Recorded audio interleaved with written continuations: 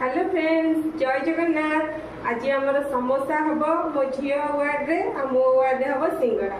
यहाँ देखो मैदा एटा सीझा आलू एवं आम ट्राए करिया समोसा फास्ट टाइम करुच्ची कौन हम कौन नहीं जानी तथा ट्राए करें। आम या चकड़ा देखो लुण टे पकेबा आम तेल पकेबा आधे घी पकेले भी चलो कि घी पकेले टेस्टा भल आसे से तेल ही भल आसे। एमती पूरा घषा ताको तेल अल्प जुआणी पकेबा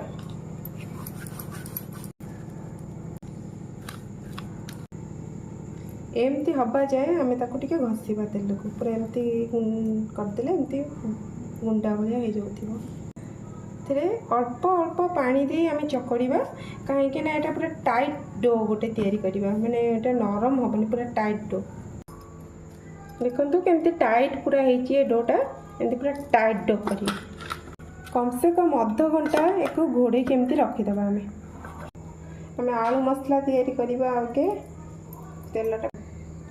देखो ये हेंगू पकेगा पियाज कंचा लंका ये अदा रसुण छेचा अच्छी काटिकी भी टिक टिक कर पकड़ चाहिए पकई पारे सीझा आलू पकड़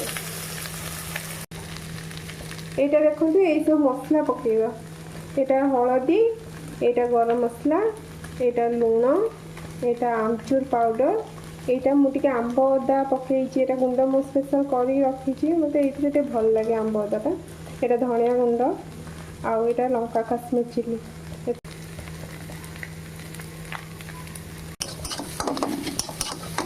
ग्रीन मटर पकेगा